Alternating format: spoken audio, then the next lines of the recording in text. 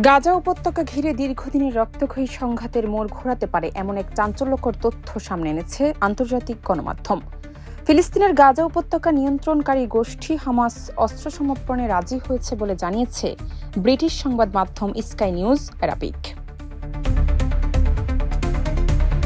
প্রতিবেদনে বলা হয়, ফিলিস্তিন ও হামাস সংশ্লিষ্ট একাধিক নির্ভরযোগ্য সূত্রের বরাতে জানা গেছে, হামাস ইতোমধ্যে তাদের কিছু অস্ত্র এবং বহুদিনের গোপন সুড়ঙ্গ নেটওয়ার্কের মানচিত্র মার্কিন কর্মকর্তাদের কাছে হস্তান্তর করেছে।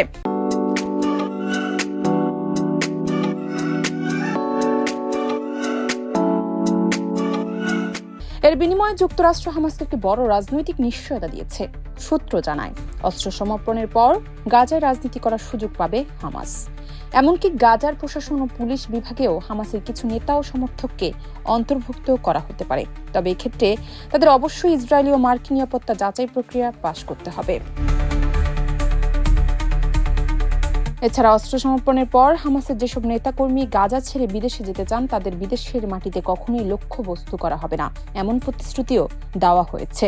তবে সমঝোতা নিয়ে নীরবতা পালন করছে সংশ্লিষ্ট সব পক্ষ। এই সমঝোতায় ইসরায়েল একেবারেই সন্তুষ্ট নয়। বিশেষ করে গাজার প্রশাসনে হামাসের কোনো ধরনের অন্তর্ভুক্তি বিরোধিতা করছেন প্রধানমন্ত্রী বেনিয়ামিন নেতানিয়াহু ও তার ঘনিষ্ঠ মহল। তাদের অবস্থান হামাসকে পুরোপুরি ধ্বংস করা। বিশ্লেষকদের মতে এটি যুক্তরাষ্ট্রের প্রেসিডেন্ট ডোনাল্ড ট্রাম্প ঘোষিত 20 দফার শান্তি পরিকল্পনারই অংশ। ওই পরিকল্পনায় হামাসের অস্ত্র সমর্পণ, গাজা একটি টেকনোক্রেট সরকার গঠন এবং যুদ্ধবিধ্বস্ত গাজা পুনর্গঠনের জন্য বোর্ড অব পিস গঠনের কথা বলা হয়েছিল।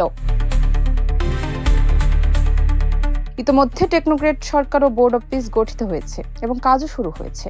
এখন শুধু বাকি হামাসের অস্ত্র সমর্পণের আনুষ্ঠানিক ঘোষণা। এই ঘোষণায় কি গাজার যুদ্ধের দীর্ঘ অধ্যায় টানবে সমাপ্তির রেখা? সেদিকেই তাকিয়ে আছে বিশ্ব। জান্নাত নিপু, দেশ রূপান্তর।